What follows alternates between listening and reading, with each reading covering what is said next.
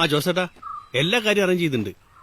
ഞാൻ ഡ്രസ്സ് മാറാൻ വീട് വരെ വന്നാ. ഇതപ്പൊ ശ്രീകുട്ടന്റെ വീട്ടിലെത്തി. ശ്രീകുട്ടനെ കൂട്ടി ഇതാ പെട്ടെന്നെത്തി. ഓക്കെ.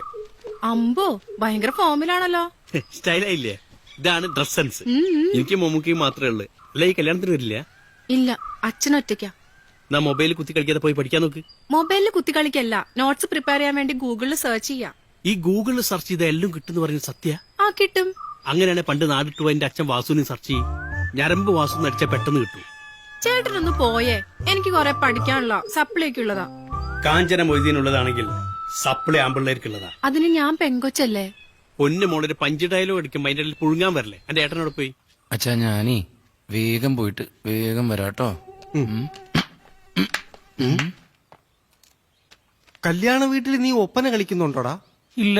പിന്നെന്തിനാ ഇപ്പൊ പ്രാക്ടീസ് ചെയ്യുന്നേ? കൊതുകിനടിച്ചാണച്ചാ. നമ്മള് സാധാരണക്കാരുടെ വീടായോണ്ടാടാ ഈ കൊതുവൊക്കെ കയറി വരുന്നത്. നമ്മള് ഫ്ലാറ്റിലാണെങ്കിൽ കൊതു വരില്ല. എന്താണ്? അവിടെ പേരും അഡ്രസ് എഴുതി കൊടുക്കാതെ സെക്യൂരിറ്റി ആരെങ്കിലും മേലോട്ട് കടത്തി വിടുവോ? ഹാർട്ടാണ് വൈറ്റിലെ ജംഗ്ഷനെക്കാട്ടും ബ്ലോക്ക്. കിഡ്നി ആണെ സെൽഫ് എടുക്കില്ല. എന്നിട്ട് കോമഡിക്ക് ഒരു കുറവുമില്ല. ഓപ്പറേഷന്റെ സമയത്ത് കോമഡി പറഞ്ഞ ഡോക്ടർമാരെ ചിരിപ്പിച്ച് കത്രിക പള്ളേ കയറ്റുവോ? എടാ, ചിരിക്കും തോറും ആയുസ് കൂടുവെന്നാ. അത് ചിരിക്കുന്ന ആൾക്കാർ ആയുസ് കൂടെ, ചിരിപ്പിക്കുന്നവരല്ല. ആയുസ് ഇല്ലെങ്കിൽ വേണ്ട. ഇന്നല്ലെങ്കിൽ നാളെ എല്ലാരും പോവേണ്ടതല്ലേ. ലുലുമാളില് കഷ്ടം. അച്ഛാ, അതെ ഇമാതിരി ആവശ്യമില്ലാത്ത കോമഡി ഒന്നും പറയണ്ടട്ടാ. അങ്ങനെ പെട്ടെന്ന് പറഞ്ഞുവിടാൻ വേണ്ടിട്ടാണ് ഞാൻ ഈ വർക്ക്ഷോപ്പിൽ കിടന്ന് കഷ്ടപ്പെട്ട് പൈസ ഒക്കെ ഉണ്ടാക്കിയത്. ഡോക്ടർമാർ എന്താ പറഞ്ഞേക്കണേ? ഈ ഓപ്പറേഷൻ കഴിയുമ്പോ എല്ലാം ശരിയാവുന്നു. എടാ, അവര് സ്നേഹം കൊണ്ട് പറയുന്നതല്ല, കാശിന് വേണ്ടി പറയുന്നതാ. ആ എടാ, അണക്ക് ഈ പൈസ ഇങ്ങനെ ചിട്ടിക്കമ്പനിയിൽ വെച്ച നേരം കൊണ്ട് ആ ഓപ്പറേഷൻ നടത്തിക്കൂടെ? എടാ, അതിന് അച്ഛൻ സമ്മതിക്കണ്ടേ? അച്ഛന് പേടിയാടാ. പേടിയോ? എനിക്കോ? നല്ല കഥ. എടാ, അതിനെനിക്ക് കുഴപ്പമൊന്നുമില്ലല്ലോ. എന്തെങ്കിലും വരുമ്പോ ഓപ്പറേഷൻ ചെയ്താ പോരെ. വെറുതെ എന്തിനാ കീറി മുറിക്കുന്നേ? എനിക്ക് പേടിയാടാ.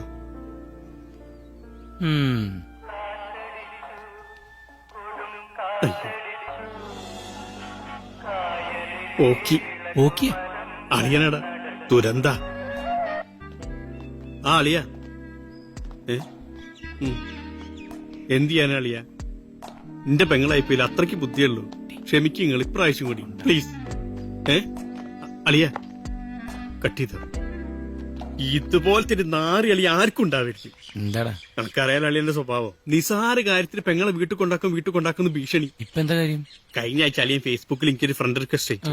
ഞാനത് സ്വീകരിച്ചില്ല, അതുകൊണ്ട് പെങ്ങളെ വീട്ടിൽ കൊണ്ടാക്കുന്നു. എടാ, നിനക്ക് അയാളെ നേരിട്ട് കണ്ടിട്ട് കാര്യങ്ങൾ പറഞ്ഞ് മനസ്സിലാക്കൂടെ? മനസ്സിലാക്കേ എന്റെ അളിയനെയോ?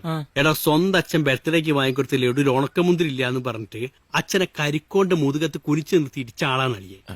എന്ത് പറഞ്ഞ് മനസ്സിലാക്കും ഞാൻ? പോവാം. ആ, അതാണ് എന്റെ അച്ഛൻ നോക്കണേ. ആ